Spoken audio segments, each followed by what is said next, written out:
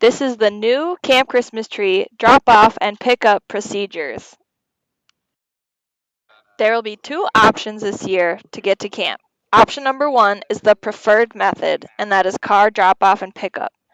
If your family still needs bus stops around the West Metro, we still do provide that option as well. This is a video of option number one, car drop-off and pickup at Camp Christmas Tree. Good morning. Welcome to camp. Who do we have here? We have Jake. It's Jake. Hi, Jake. Were you guys able to read over all the questions? Yes, we were. And were you able to answer no to them all? Yes. Fantastic. All right.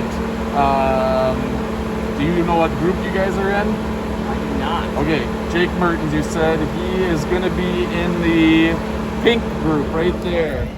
Jake, do you see the pink flag? I do. Awesome. Come on out. Let's get a little hand sanitizer on your hands before you head over there. Bye, Perfect. Dad. Bye, buddy. All right. Thanks, Trevor. See ya. There are 7 colored zones around camp that campers will be going to minimize contact.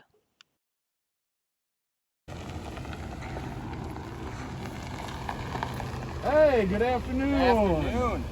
What's your camper's name? Jake. Jake Mertens. Jake Mertens. Do you remember what color group he's in? I believe pink. Pink. Okay, I can double check. Yes, Jake Mertens, pink. All right, pink zone. We have a pickup for Jake Mertens. Can I check your ID too? All right, send them this way. Make sure you have photo ID ready. Perfect. All right, thank you. We've got kicking up. You're all set to go. Awesome. Jake, did you have a great day? I did. Here, buddy, let's give you some sanitizer before you get in. You. All right, have a good night. We'll see you tomorrow morning. See you tomorrow. Bye, Jake.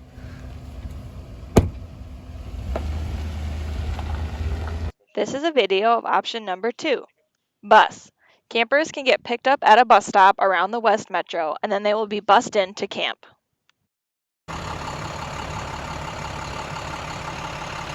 Good morning. The bus driver will get off the bus before the campers to minimize contact.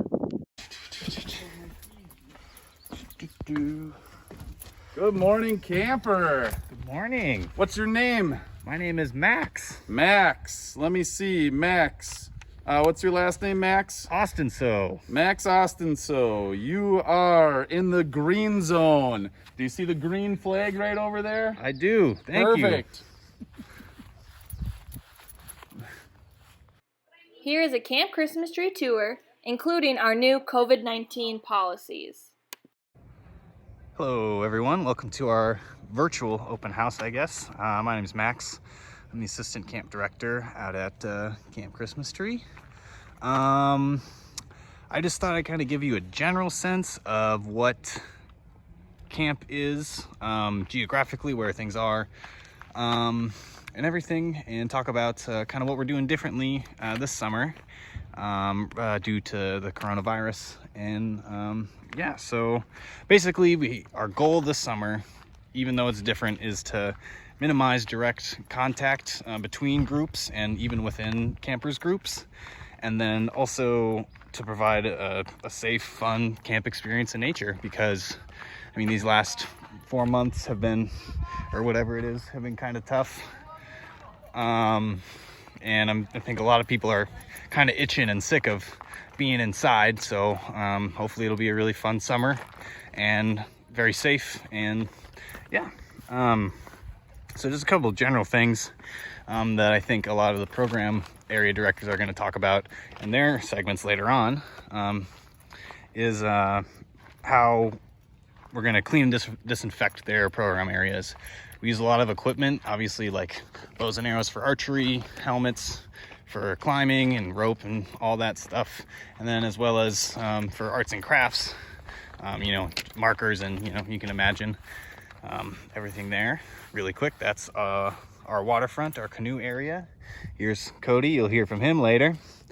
So the general practice is going to be disinfecting all those items after each use. So your campers group goes climbing. Storm, our climbing director and outdoor sports director, is going to disinfect all of the equipment used. So all the helmets, all the both the ropes, and everything involved with that activity. And that's going to be the same thing for each program area and any kind of activity too. So say for example your campers group comes and plays a game involving a ball in our athletic field here. Once that group is done, the counselor will take the ball, put it in a bin that is marked dirty or needs to be disinfected.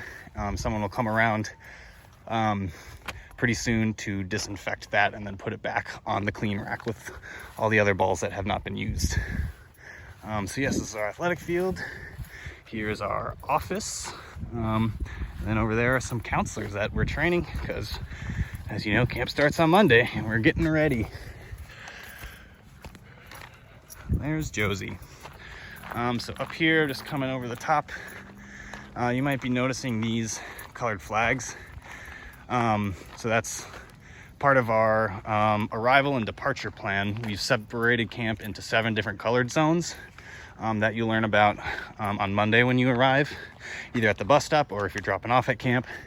And that's just to make sure everyone is in groups of people of less than 50, which is in adherence with the CDC guidelines, and also staying spread apart. So this purple zone, for example, has all the space to spread out in, so they're not in direct contact with one another. And that's going to be true for all of our zones around camp. Here's our craft cabin, where each camper will do an arts and crafts activity each week. Let's see, I'm trying to make this brief. So down this trail, I won't go all the way down, but those are our change cabins.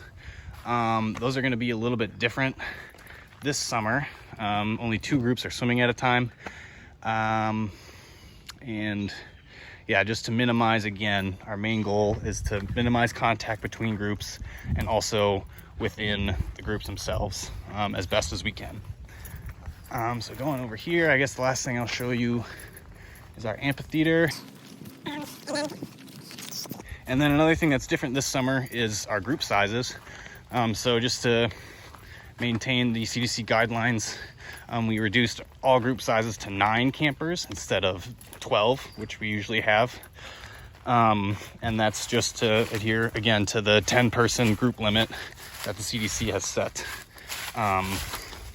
So 9 campers, 1 counselor making 10.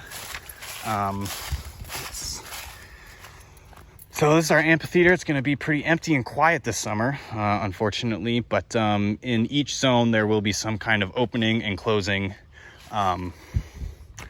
ceremony, I guess you could call it. It's not much of a ceremony, but you know, just having fun, doing skits, playing games and things like that, that we all love to do here at a camp. I think that just about does it. Our program areas that don't have a program leader at it, like the playground and even, you know, getting to bathrooms, we are going to be disinfecting them at least once an hour. So that's that. And only 1 group is going to be allowed on the playground at a time as well. Hello everyone. It's a bright and sunshiny day here at YMCA Day Camp Christmas Tree. My name is Cody Kirk. I'm the waterfront director here this summer, and I'm excited to show you what we got. Coming down from our change cabins, you'll find yourselves at our beautiful waterfront area. Here in front of you, you're seeing our deck and our swimming shed and our beachfront.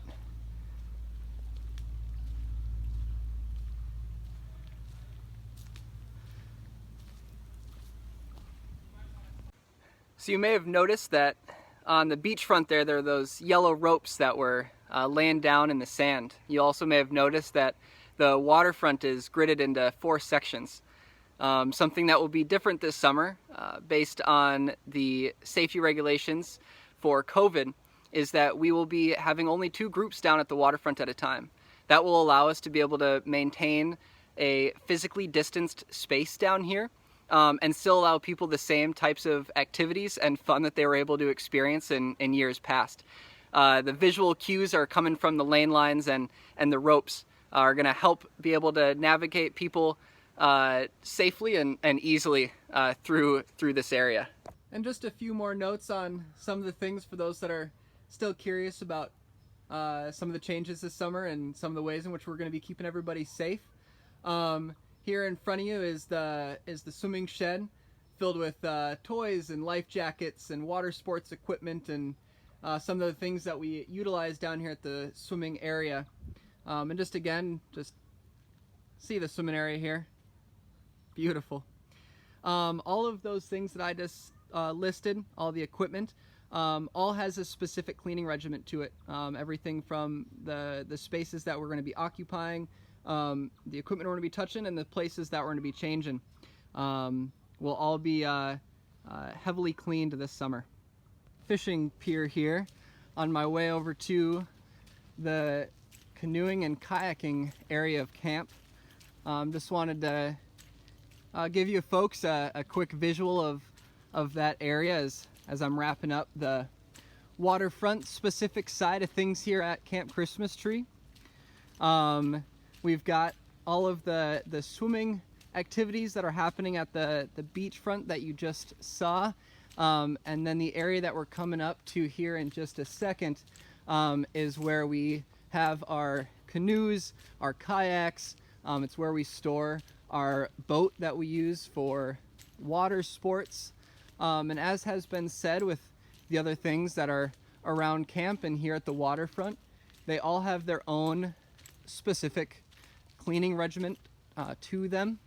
But I just wanted to give you all a idea of what this space looks like here.